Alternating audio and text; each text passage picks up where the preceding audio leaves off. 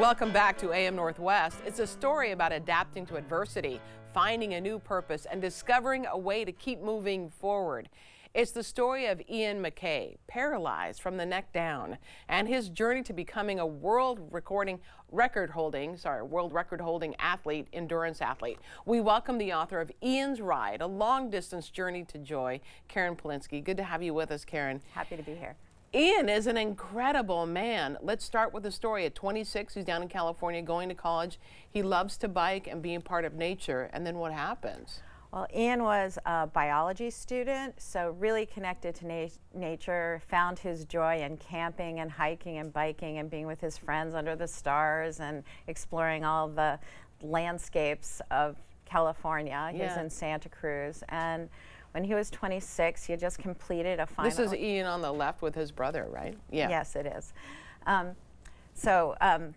26 years old, just completed a semester exam. He probably aced it. He was on his way home and speeding downhill. He hit a patch of sand. He went over the handlebars and he hit a tree and broke his neck. Wow. Yeah. Wow. And that changed Everything. his life in a second. Absolutely. Yeah. So his mother and his father show up at the hospital, and they realize he cannot move anything. And the parents go into action. I mean, they're taking care of him from the get-go. Well, yeah, and I think for them it felt less like going into action and more like just being there. Right. Because it was the biggest shock that any of them had ever experienced in their lives. And this is a family of decision makers, people who know how to get things done, who really feel like effective in their lives and feel like they can take on any challenge. And then for the first time, something happened which they couldn't control. They didn't know how to respond to it. They had no idea what the consequences would be or what the future would look like. And so they did the only thing they could do, which is they just decided to be there for one another. So it was interesting because Tina and her husband Zeke had been divorced, and yet they both showed up, and they would be at Ian's side for the next 5 years together. They even moved in together. She was engaged to someone else, right? And didn't they kind of move into the same house to make sure to take care of Ian? Exactly. So what happened was Tina had just become engaged to her fiance Russ, who is a fix-it guy, a really terrific person. Right. And they had decided they had a series of businesses that they owned in California and a house in California as well. And in fact, Tina, the last time she saw her house in California was when she headed off to the hospital to see what had occurred. And she didn't know it was the last time she would ever be in that house again. So they sold that house. They moved to a property up north on the Olympic Peninsula.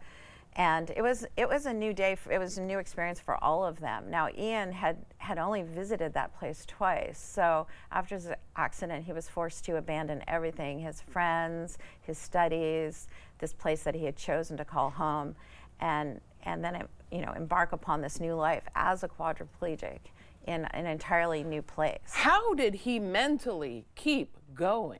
How do you do that when you were told you can't do anything from a guy who's active and biking and hiking and doing all that? Well, yeah, I think many of us, we might run into a moment in our lives of crisis in which we suffer a great loss. I think his loss was beyond what most of us can even imagine. Absolutely. He lost his body, you know, and his identity too. And I think what he would say is it was the people who loved him and cared for him, who kept him going. Everybody showed up for him. Everybody did. Yeah. And I think because he was a person who really knew who he was before the accident. He was 26, but he'd experienced a lot. He had experimented with different. He was seeking a BA in business for a while, one in. And I think he was interested in American Sign Language for a while. Yeah. He went through many, many different interests before he really embraced his love of the natural world. How did he actually move then to be a world's record-setting endurance athlete? Well, he's always been an athletic guy. Right. Yeah, and so, and like his brother Adam, they always played a lot of sports, but I think he was not so much into organized sports as, you know, his personal best. Right. And so, actually, even on the day of his accident, he was trying to achieve his personal best. Yeah. He was trying to go faster than he had ever gone before.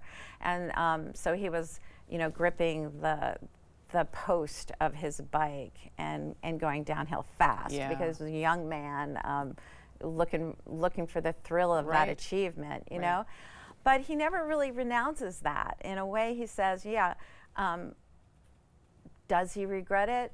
Of course, in a way he does. He thinks about what it would be like if the accident hadn't happened, and Right.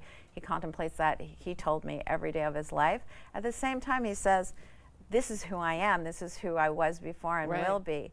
So just a couple of years ago, he decided to take on a world record. This is so It's like Ian. a 300-mile trip across Washington State. Oh, that was earlier. So Okay. 10 years ago, this is just like Ian. Ian will, you know, first he just needed to get outside, and then he wanted to get outside by himself. And Yeah. it was really important, that self-reliance element. And then when he had really conquered the Olympic Discovery Trail behind his house, he decided he wanted to go on the long distance rides. So that was about 10 years ago. So his first one actually was here to Portland from the Olympic Peninsula. And of course he needs a crew, he needs a van to follow him. And it's quite a hard challenge to travel that many miles as a quadriplegic. It's Right. really hard on his body to stay in his chair bumping along for all those miles. Right. And then that wasn't enough. He did the east to west ride across the great Wow. state of Washington. And then finally he went to the California Redwoods. But at that point he decided traveling on the highway was too dangerous for himself and his crew. Yeah, sure. So now his focus is really multi-use trails. So he's a spokesperson for Rails to Trails, which wants to cover the entire nation with Wow. bike trails. Yeah. It's an incredible story, It and you've is. written about it really well. I know it took a lot of research, a lot of going through journals and taping interviews. Incredible work here. You have a book event. It's at Powell's on Wednesday at Cedar Hills, and Ian will be there. Yes. Right. So that's going to be incredible. And you talk about this being the book is about the power of friendship and community. Yes. Yeah. It's incredible. Yeah. Amazing. So we want to tell everyone again, the book is titled Ian's Ride, A Long Distance Journey to Joy by Karen Polinsky. We'll put all the information about her book event on our website at k2.com. Karen, thank you so much. Thank you. You bet. All right, we'll be right back with more AM Northwest. Don't go away.